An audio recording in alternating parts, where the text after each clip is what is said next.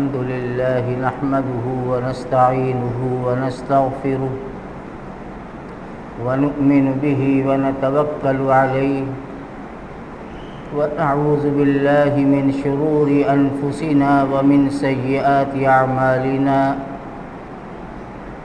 من يهده الله فلا مضل له ومن يضلله فلا هادي له ونشهد أن لا إله إلا الله وحده لا شريك له ونشهد أن سيدنا ونبينا ومولانا محمدا عبده ورسوله أما بعد فأعوذ بالله من الشيطان الرجيم بسم الله الرحمن الرحيم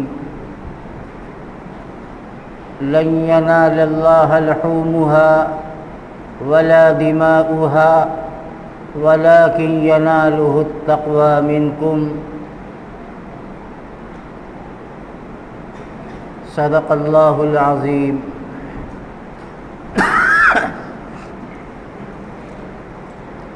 محترم بزرگوں اور بھائیوں، ذی الحجہ کا مہینہ شروع ہو چکا ہے اور اسلام کا وہ عظیم تہوار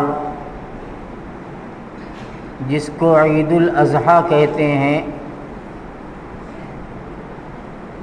چند دنوں میں وہ تاریخ بھی آنے والی ہے جس موقع پر اللہ کے بندے اللہ کی راہ میں جانوروں کی قربانی کرتے ہیں۔ اس کے پہلے کے جمعہ میں قربانی کے ضروری مسائل آپ کے سامنے بیان کیے گئے تھے کہ قربانی کن لوگوں پر واجب ہے اور کن پر واجب نہیں ہے۔ پچھلے جمعہ کا بیان آپ سن لیجئے گا، ان باتوں کو دہرانے کا موقع نہیں ہے۔ جن لوگوں پر زکوٰۃ اور صدقہ فطر واجب ہے، قربانی بھی ان پر واجب ہے۔ قربانی ہے کیا چیز؟ در حقیقت یہ اللہ تعالیٰ کی طرف سے ایک انعام ہے جو اس نے ہمیں عطا فرمایا ہے۔ قربانی کی تاریخ حضرت سیدنا ابراہیم خلیل اللہ علی نبینا علیہ الصلاۃ والسلام سے ملتی ہے۔ اللہ تعالیٰ کے حکم سے جب حضرت ابراہیم نے اپنے صاحبزادے سیدنا اسماعیل علیہ الصلاۃ والسلام کو اللہ کی راہ میں قربان کرنے کے ارادے سے مینا کی وادی میں پہنچے تھے اور قربانی کی ہر تیاری کر چکے تھے، یہاں تک کہ اس بڑھاپے کی عمر میں اللہ تعالیٰ نے اولاد عطا فرمائی تھی، اس کی گردن پر چھری رکھ کر جتنی طاقت ہاتھ میں تھی چھری اتنی طاقت سے چلا دی گئی تھی۔ اگر پوری تاریخ میں بیان کروں تو بڑی لمبی بات ہو جائے گی، آپ سن چکے ہیں۔ اور حقیقت میں یہ اللہ تعالیٰ کی طرف سے ایک آزمائش اور ایک امتحان کا موقع تھا۔ اولاد کی قربانی مقصود نہیں تھی، لیکن جو آدمی جتنا بڑا ہوتا ہے اس پر آزمائش بھی اتنی بڑی آتی ہے۔ حضرت ابراہیم علیہ الصلاۃ والسلام کا مقام اور مرتبہ بہت بلند ہے۔ انبیاء علیہ السلام کی فہرست میں اللہ نے بڑی سخت آزمائش سے آپ کو گزارا۔ خواب میں یہ حکم دیا جا رہا ہے کہ اپنے بیٹے کو ذبح کر دو۔ ایک نہیں، دو نہیں، 3 دن یہ خواب نظر آ رہا ہے، بیٹے کو ذبح کرنے کا حکم دیا جا رہا ہے۔ نبی کا خواب وحی کے درجے میں ہوتا ہے۔ اللہ تعالیٰ نے وہ تفصیل بیان فرمائی قرآن میں۔ حضرت ابراہیم نے اپنے صاحبزادے کو اپنا خواب سنایا، انی ارا فی المنام انی اذبحک فانظر ماذا تری۔ صاحبزادے، میں نے خواب دیکھا ہے کہ میں تم کو ذبح کر رہا ہوں، تمہاری اس میں کیا رائے ہے، تم کیا کہتے ہو؟ حضرت اسماعیل کی عمر بہت مختصر تھی، لیکن نبی کے بیٹے تھے۔ فوراً جواب میں فرماتے ہیں، یا ابت افعل ما تؤمر ستجدنی انشاء اللہ من الصابرین۔ ابا جان، اللہ کی طرف سے آپ کو جو حکم دیا گیا ہے آپ وہ کام کر گزریے۔ ستجدنی، ان قریب اگر اللہ نے چاہا تو آپ ہمیں صابر اور صبر کرنے والوں میں پائیں گے۔ قرآن پاک میں پورا واقعہ بیان کیا گیا۔ فلما اسلم وتلہ للجبین ونادیناہ ان یا ابراہیم قد صدقت الرؤیا انا کذلک نجزی المحسنین۔ ابراہیم علیہ السلام نے جب زمین پر اپنے صاحبزادے کو لٹا دیا، پیشانی کے بل الٹا لٹایا، اللہ کی طرف سے وحی آ گئی، یا ابراہیم قد صدقت الرؤیا، ابراہیم تم نے اپنا خواب سچ کر دیا، بس کرو، ہو گیا۔ اور جنت سے دمبا آیا، اور جنت کا دمبا وہ ذبح کیا گیا۔ وَفَدَيْنَاهُ بِذِبْحٍ عَظِيمٍ۔ قرآن کہتا ہے کہ یہ بہت بڑا قربانی، بہت بڑی قربانی اور بہت بڑا جو ہے یہ امتحان اور آزمائش کا موقع تھا۔ بدلے میں اللہ تعالیٰ نے ذبح عظیم عطا فرمایا، جنت کا دمبا آیا اور جنت کا دمبا ذبح کیا گیا، اور اسماعیل علیہ السلام کے پاؤں اور ہاتھ کی رسیاں کھول دی گئی۔ یہ مختصر سی تاریخ میں نے آپ کے سامنے قربانی کی بیان کی۔ اس دور سے لے کر اب تک وہ سلسلہ چل رہا ہے۔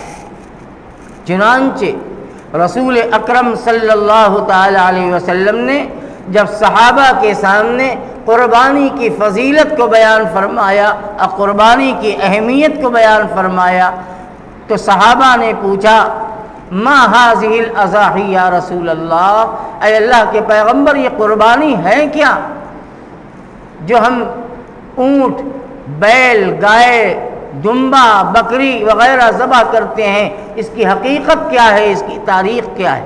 صحابہ نے پوچھا، آپ نے فرمایا سنت ابیکم ابراہیم، تمہارے باپ حضرت ابراہیم علیہ السلام کی یہ سنت ہے، یہ ان کی ادا ہے، یہ ان کا طریقہ ہے۔ اللہ تعالیٰ نے اس کو اتنا پسند فرمایا ہے کہ اب قیامت تک کے لیے یہ سلسلہ جاری ہو گیا کہ ہر صاحب حیثیت پر قربانی اپنی جانب سے واجب ہے۔ اور دور اول سے، یعنی حضور پاک صلی اللہ علیہ وسلم کے زمانے سے اب تک یہ قربانی کی سنت جاری ہے اور قیامت تک جاری رہے گی۔ اور ہمیں اسلام نے یہ بھی بتا دیا کہ کن جانوروں کی قربانی کرنی ہے۔ ہر جانور کی قربانی نہیں ہوتی۔ اونٹ ہے، گائے ہے، بیل ہے، خصی ہے، دمبا ہے، یہ وہ جانور ہیں۔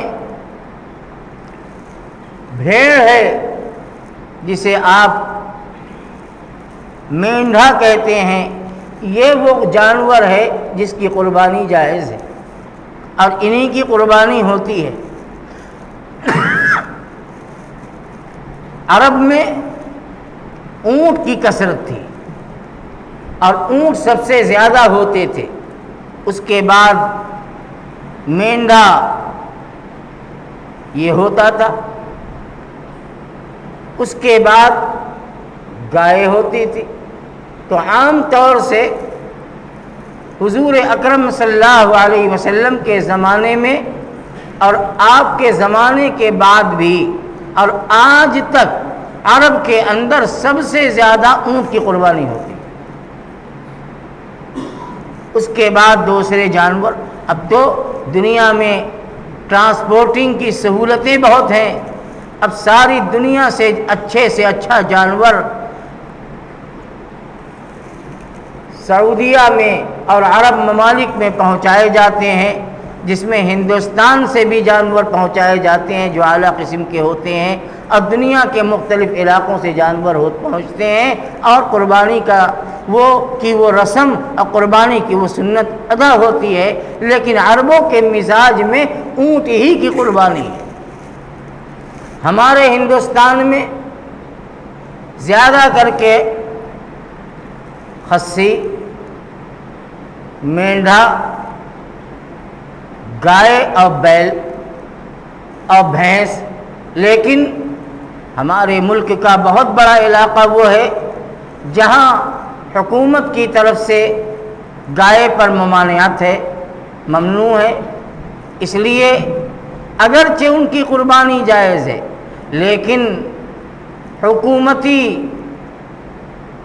حکم پر عمل کرتے ہوئے ہمارے علماء کہتے ہیں کہ بھینس کی اور کٹے کی اور خصی کی اور مینڈے کی قربانی کی جائے، اس لیے کہ ملک کا ایک طبقہ وہ ہے جس کی عقیدت وابستہ ہے گائے کے ساتھ، اس لیے بہتر یہ ہے کہ گائے کی قربانی نہ کی جائے۔ جہاں اجازت ہے وہاں ہوتی بھی ہے۔ اب قربانی کا جانور کیسا ہونا چاہیے اور قربانی کون کرے، کن پر ہے؟ قربانی کے جانور کے سلسلے میں یہ بات آپ مجھ سے پہلے بھی سن چکے ہیں۔ پہلی بات تو یہ ہے کہ جانور عیبدار نہ ہو، کانا، لنگڑا، اتنا بوڑھا نہ ہو کہ اس کے سارے دانت جھڑ گئے ہوں، اتنا دبلا اور لاغر نہ ہو کہ چل نہ سکتا ہو، کان کٹا نہ ہو، اگر تھوڑا 1/3 سے کم کٹا ہے تو گنجائش ہے، سینگ والا ہو یا بے سینگ والا ہو کوئی حرج نہیں، اس لیے کہ کچھ خصی ایسے ہوتے ہیں جن کی پیدائشی سینگ نہیں ہوتی، منڈے ہوتے ہیں، ان کی قربانی جائز ہے، لیکن سینگ ٹوٹی ہوئی ہو اور بس ذرا سی کھدی لگی ہوئی ہو، پوری سینگ کٹی ہوئی ہو، ایسے جانور کی قربانی نہیں کرنی۔ آنکھ پھوٹی ہوئی ہو، کان 1/3 یا اس سے زیادہ کٹا ہوا ہو، پاؤں کا لنگڑا ہو یا چوٹیلا ہو گیا ہو اور ایسی چوٹ ہو تو وہ پاؤں زمین پر ٹکا کر چل نہ سکتا ہو، یہ عیبیلے جانور کہے جاتے ہیں، اور ان جانوروں کی قربانی نہیں ہوگی، نہیں کرنی۔ اب رہ جاتی ہے بات دانت کی۔ عام طور سے دانت دیکھ کر جانور خریدا جاتا ہے۔ میں پہلے بھی آپ کو بتا چکا ہوں کہ دانت معیار نہیں ہے، اصل معیار اس کی عمر ہے۔ اگر بکرا بکری 1 سال کی ہے تو چاہے اس نے دانت توڑے ہوں یا نہ توڑے ہوں، ادن جسے کہتے ہیں، نہ توڑے ہوں، اگر عمر پوری ہو چکی ہے 1 سال تو اس کی قربانی جائز ہے۔ دانت اصل نہیں ہے، چونکہ یہ جانور جو ہم قربانی کے لیتے ہیں وہ ہمارے گھر کے پلے ہوئے نہیں ہوتے، وہ تو سوداگر کے ذریعے سے ہم خریدتے ہیں، اس لیے علامت اور پہچان کے لیے بتا دیا گیا کہ اگر اس نے دانت 2 یا 1 توڑ دیے اب کھدی نکل رہی ہے تو یہ اس بات کی دلیل ہوتی ہے کہ عموماً چھوٹے جانور 1 برس میں دانت توڑتے ہیں، اس لیے دانت کو ایک پہچان بنا دیا گیا، ورنہ اصل میں دانت کوئی چیز نہیں ہے۔ اگر جانور تندرست ہے، گھر کا پلا ہوا ہے، 1 سال ہو چکے اور اس نے دانت نہیں توڑے، تو اس کی قربانی بالکل بلا تکلف اور تردد کے جائز ہے، کر سکتے ہیں۔ وہاں ادن اور دتے کا کوئی مسئلہ نہیں ہے، اس لیے کہ 1 سال کا ہونا چاہیے۔ بھینس یہ 2 سال کی عمر کے ہونے چاہیے۔ اگر 2 سال کی عمر ہو چکی ہے تو اب یہ قربانی کے لیے درست ہے۔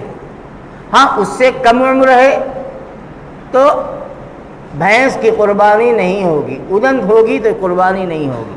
اگر 2 سال کی ہے اور جس سے آپ لے رہے ہیں وہ یہ کہہ رہا ہے کہ اس کی عمر 2 سال ہے، اور دیکھنے سے بھی اس کا ڈیل ڈول یہ بتا رہا ہے کہ ہاں 2 سال کی عمر ہوگی، تو اس پر اعتماد کرتے ہوئے اس جانور کی قربانی کی جا سکتی ہے، کوئی حرج کی بات نہیں ہے۔ قربانی صاحب استطاعت پر واجب ہے، اور ایک آدمی کی طرف سے ایک مکمل جانور کی قربانی واجب ہے۔ غور سے یہ بات سن لیجئے گا، اس لیے کہ ایک طبقہ ہے جو اس غلط فہمی میں لوگوں کو ڈال رہا ہے کہ ارے گھر کے بڑے کی طرف سے ایک قربانی ہو جائے گی تو پورے گھر والوں کی طرف سے کافی ہو جائے گی۔ ایک بات چلائی جا رہی ہے، آپ تک پہنچی ہو نہ پہنچی ہو، لیکن جن پر ان لوگوں کا قابو چلتا ہے ان کے دل میں یہ بٹھاتے ہیں کہ دیکھو ایک قربانی پورے گھر والوں کی طرف سے کافی ہے، دیکھو رسول اللہ صلی اللہ علیہ وسلم نے بس ایک قربانی پوری امت کی طرف سے کر دی ہے۔ غور سے اس مسئلے کو سمجھ لیجئے گا۔ وہ یہ کہتے ہیں کہ ایک قربانی کر دی، یا صحابہ پورے گھر والوں کی طرف سے ایک جانور کی قربانی کر دیتے تھے، لہٰذا کیا ضرورت ہے کہ اگر گھر میں 10 آدمی ہیں اور 10 آدمی صاحب حیثیت ہے تو 10 جانور قربان کیے جائیں، ایک کر لو، سب کی طرف سے کافی ہو جائے گا۔ دل کے اندر ایک طرح کا شبہ بٹھایا جا رہا ہے، اور بیچارے جو سیدھے سادے لوگ ہوتے ہیں وہ کہتے ہیں کہ بات تو صحیح ہے، حدیث پیش کر رہا ہے کہ حضور نے ایک قربانی کی، حضور نے ایک قربانی پوری امت کی طرف سے کی، اتنی مضبوط حدیث پیش کی جا رہی ہے، لہٰذا یہ مشکل وقت ہے، مہنگائی کا وقت ہے، کاروبار چل نہیں رہا ہے، ہم بھی اسی پر عمل کر لیں۔ یہ پورے طور سے غلط فہمی ہے اور ایک دھوکہ دیا جا رہا ہے۔ جس آدمی پر جو عمل واجب ہو جاتا ہے تو واجب عمل میں اکیلا ایک آدمی کافی ہوگا، دوسرا شریک نہیں ہو سکتا۔ نماز آپ پر واجب، روزہ آپ پر واجب، زکوٰۃ آپ پر واجب، تو آپ اگر اکیلے اپنی نماز پڑھ لیں پورے گھر کی طرف سے ہو جائے گی، روزہ آپ رکھ لیں سب کی طرف سے ہو جائے گا۔ تو واجب عمل جس کے اوپر نافذ ہوا ہے، ہر آدمی کو وہ عمل کرنا ہے، وہ دوسرے کی طرف سے کافی نہیں ہو سکتا۔ خوب اچھی طرح سمجھو۔ ہاں نفلی عمل جو واجب نہیں ہوتا، لازم نہیں ہوتا، تو اس نفلی عبادت میں دوسروں کو شریک کیا جا سکتا ہے۔ سمجھ میں آئی بات؟ نہیں سمجھ میں آئی؟ پھر سمجھو، نفلی عمل کے اجر و ثواب میں کئی لوگوں کو شریک کیا جا سکتا ہے۔ مثال کے طور پر آپ کے گھر میں کچھ ایسے لوگ بھی ہیں جن پر قربانی واجب نہیں، بچے ہیں، چھوٹے بچیاں ہیں، شوق ہوتا ہے کہ ہم سب کی طرف سے کریں، اگر اللہ نے دیا ہے تو سب کی طرف سے کرو، کس نے منع کیا؟ لیکن اسی طرح سے جو دنیا سے چلے گئے باپ دادا نانا ماموں خالہ وغیرہ وغیرہ یہ انتقال کر چکے ہیں، تو اب اگر ان کی طرف سے آپ قربانی کریں گے تو یہ نفلی قربانی ہوگی، نفلی عمل ہوگا۔ تو ایسے نفلی عمل میں مثال کے طور پر آپ نے ایک جانور قربان کیا اللہ کے نام پر، بسم اللہ اللہ اکبر، ایک جانور آپ نے ذبح کیا، ایک بکرا حلال کیا مثال کے طور پر، اور آپ نے یہ نیت کی کہ اے اللہ میں نے ایک جانور یہ قربان کیا اور ہمارے فلاں فلاں مرحوم کو اس کا ثواب پہنچ جائے، تو اس میں شرکت درست ہے۔ ایک جانور کی نفلی قربانی میں چند لوگوں کو ثواب کے اعتبار سے شریک کیا جا سکتا، ثواب کے اعتبار سے۔ نبی کریم علیہ الصلاۃ والسلام نے قربانی کی اور آپ نے فرمایا بسم اللہ اللہ اکبر کہہ کے جانور کی گردن پہ چھری چلایا، ان محمد و امتی، اور آپ نے اس میں اپنی امت کو شامل کیا۔ یہ نفلی تھی، ثواب میں شامل کیا ہے، وجوب میں شامل نہیں کیا۔ آقا مدنی صلی اللہ علیہ وسلم نے، آپ کی 9 بیویاں تھیں حیات، ورنہ ٹوٹل تو 11 ہے، لیکن ایک ساتھ زندہ 9 تھیں۔ آپ علیہ الصلاۃ والسلام نے ایک مینڈھا قربان نہیں کیا، ایک گائے کی قربانی کی، 7 حصہ ہوتا ہے، ایک گائے کی قربانی کی، اور ام المؤمنین عائشہ صدیقہ رضی اللہ تعالی عنہ کی طرف سے الگ مستقل جانور قربان کی۔ اگر ایک قربانی جن پر واجب ہو، ایک قربانی میں سب شریک ہو جاتے تو آپ ایسا نہ کرتے۔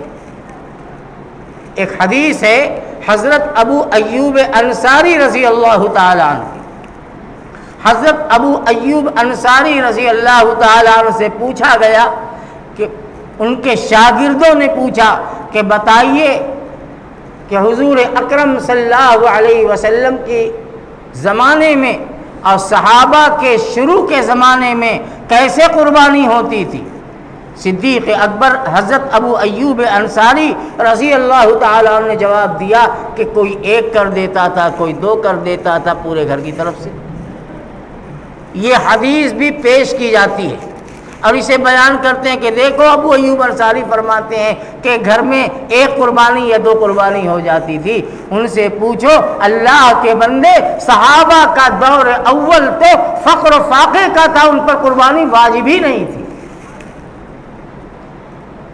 وہ اتنی حیثیت میں تھے ہی نہیں، اس لیے کہ آپ بار بار سنتے ہیں کہ صحابہ تو فاقہ کرتے تھے، گھر میں چولہے نہیں جلتے تھے، ان کے اوپر نہ زکوٰۃ ہوتی تھی نہ قربانی ہوتی تھی، چند گنے چنے صاحب نصاب تھے، کاروباری صحابی تھے، تو وہ 1 قربانی کرتے تھے، اپنی جو واجب تھی گھر والوں کی طرف پر واجب ہی نہیں تھی کہ ان کی طرف سے قربانی کریں۔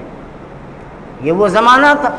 اور جب فتوحات ہو گئی صحابہ ہی کے زمانے میں اور فراخی ہو گئی، وسعت ہو گئی اور خوب آشائش ہو گئی، اس تاریخ کو پڑھیے کہ ایک صحابی کے یہاں 10 اونٹ قربان ہونے لگے، اس لیے کہ اب آشائش ہو گئی، اللہ نے اس لائق بنا دیا، کتنے جانور کی قربانی ہونے لگی۔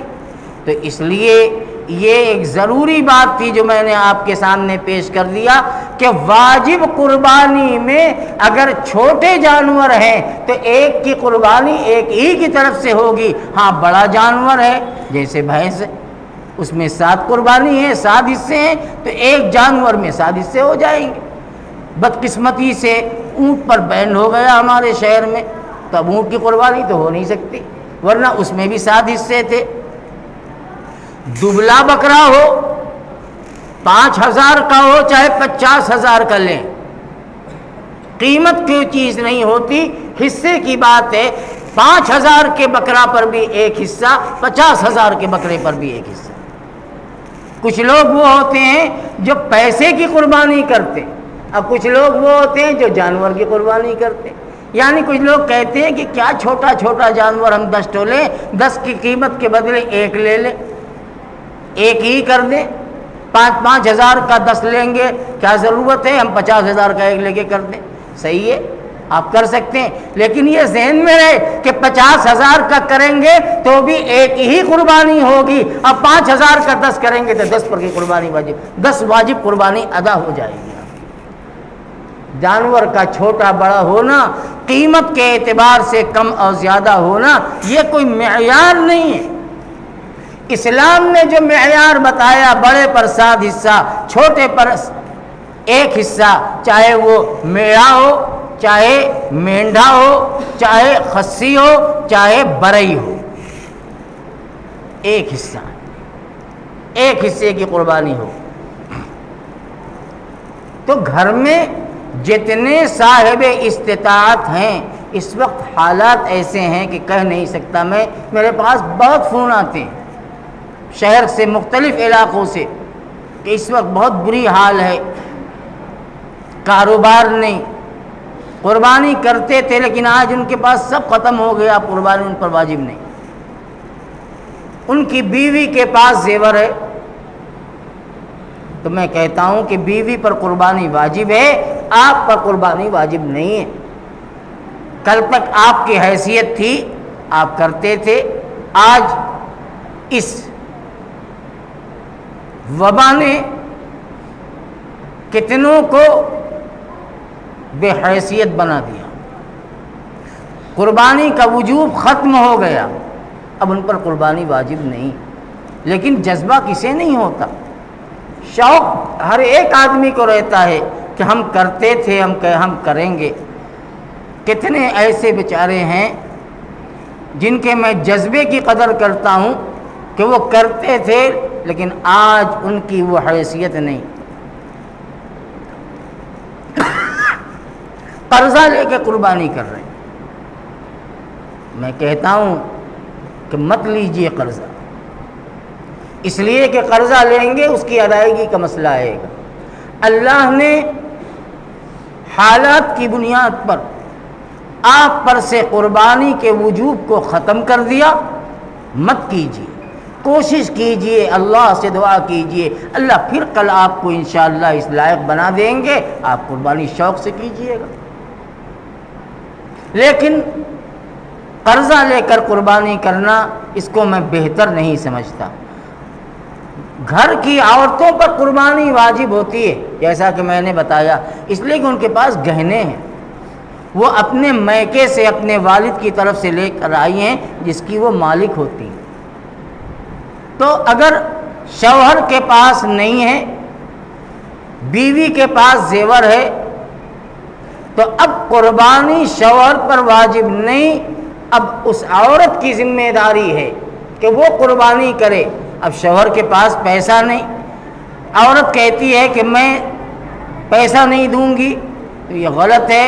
وہ اپنے زیور کو فروخت کرے، کم سے کم اتنی قیمت کا، اتنے زیور کا پیسہ بنا لے جس سے ایک واجب قربانی کفایت میں ہو سکتی ہے، جیسے کہ حصے میں کفایت میں کام چل جاتا ہے، لیکن اس کے اوپر قربانی واجب ہے۔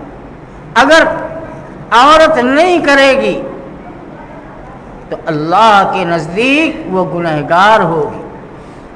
آقا نامدار صلی اللہ علیہ وسلم نے فرمایا، من وجد سعة لأن يضحي فلم يضحي فلا يقربن مصلانا، جن پر قربانی واجب ہے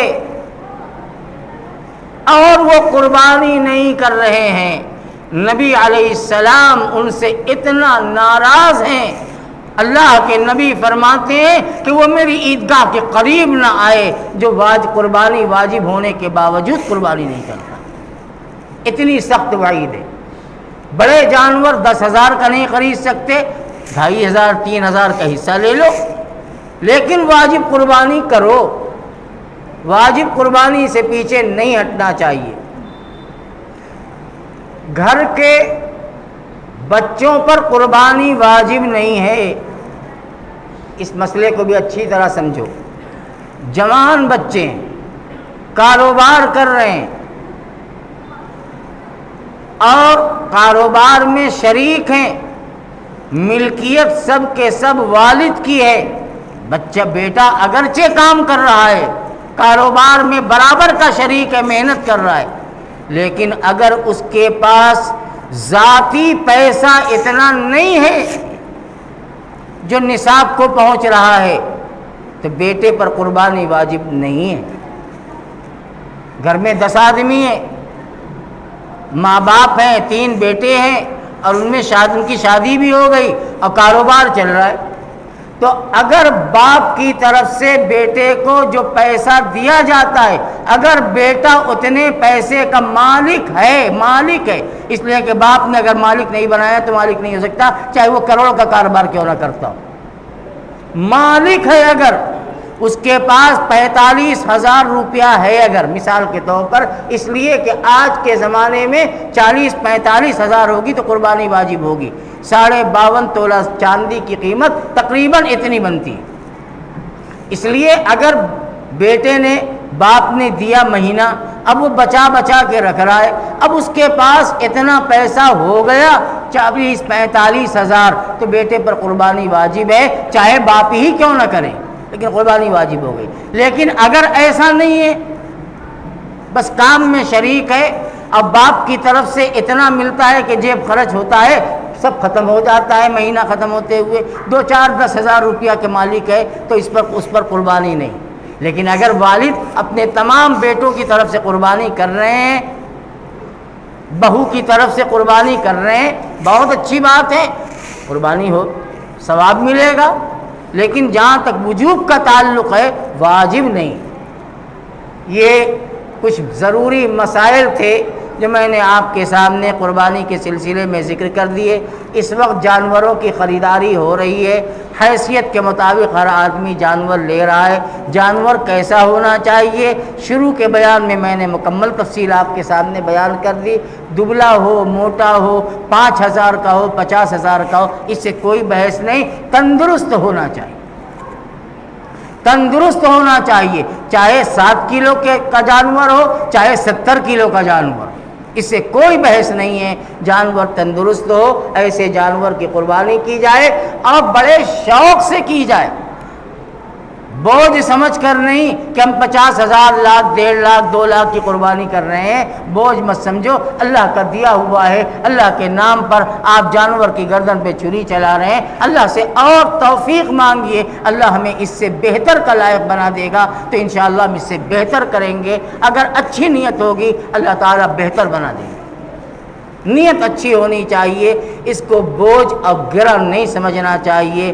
اللہ تعالی ہم تمام کی قربانیوں کو اپنے فضل سے قبول فرمائے اور امن و سکون کے ساتھ ہم سب کی قربانی کو اپنے انجام تک پہنچا دے۔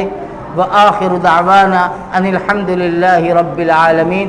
2 اعلان ہے، وہ اعلان بھی سن لیں۔ پہلا اعلان ہے آپ کے ادارے جامعہ اسلامیہ کی طرف سے، آپ جانتے ہیں کہ 2 سال پہلے تک ادارے کی طرف سے مزدور گھر گھر جاتے تھے اور قربانی کا چمڑا وصول کرتے تھے، رسیدیں بناتے تھے، لیکن اب قربانی کے چمڑے کی قیمت اتنی گر گئی ہے اور اتنا سستا ہو گیا کہ اگر مزدور رکھے جائے تو ان کو مزدوری چمڑے سے زیادہ دینی پڑے گی، اس لیے اب مزدور نہیں ہوتے۔ اب ہمیں آپ سب کو ذمہ دار بنا دیا گیا ہے کہ آپ خود سے زحمت کریں اور جو جس علاقے کا ہے اپنے علاقے میں ابھی بتا دوں گا، وہاں خود سے چمڑا پہنچا دے اور رسید بنوا لے۔ مدن پورہ، پانڈے حویلی، مالتی باغ، سغرا کی باغ، چوہٹہ، تاڑ تلہ، یہ جتنے علاقے ہیں اس کا سینٹر بنایا گیا ہے جامعہ اسلامیہ کی قدیم عمارت، یہاں چمڑا پہنچا دے۔ انصار نگر والوں کے لیے انصار نگر کی مسجد میں، اشفاق نگر والے اور اس کے لیے اشفاق نگر کی مسجد میں، ریوڑی تالاب اور گھروا والوں کے لیے جامعہ اسلامیہ عربیہ وہ جگہ طے کی گئی ہے۔ شوالے والوں کے لیے حاجی محمد ہاشم صاحب کی زمین ہے شوالہ مسجد کے برابر میں، وہ جگہ طے کی گئی ہے، وہاں خود سے چر میں قربانی کو پہنچا دیں اور رسید بنوا لیں، مزدور کا انتظار نہ کریں۔ حالات اس کی اجازت نہیں دیتے کہ مزدور کا انتظام کیا جائے چمڑے کو وصول کرنے کے لیے۔ دوسرا اعلان ہے ہماری اس مسجد کی عید الاضحیٰ کی نماز سے متعلق۔ انشاءاللہ بڑی مسجد میں عید الاضحیٰ کی نماز 6 بجے ادا کی جائے گی، صبح 6 بجے، اور نماز انشاءاللہ جو اعلان کیا گیا وقت پر ہی ہوگی۔ بس میں اس مسجد کا اعلان کر رہا ہوں اور مساجد کے وقت کا ہمیں علم نہیں ہے۔ اللہ تعالی ہم سب کے لیے رکاوٹوں کو دور فرمائے اور سہولت اور عافیت کے ساتھ قربانی کے فریضے کو انجام دینے کی توفیق عطا فرمائے۔